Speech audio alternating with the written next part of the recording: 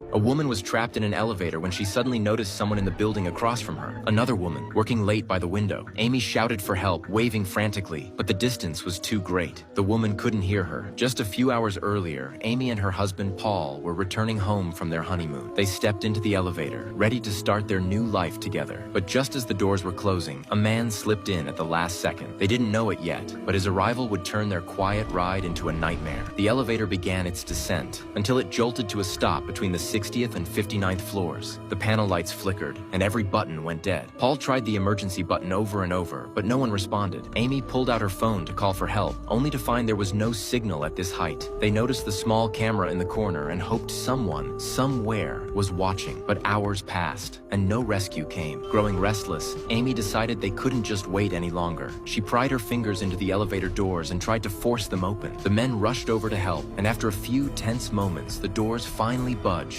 only to reveal a concrete wall between two floors. There was no way out. Frustrated, Amy returned to the window, staring out at the glowing skyline. That's when she saw the woman across the street. She screamed for help until her voice cracked.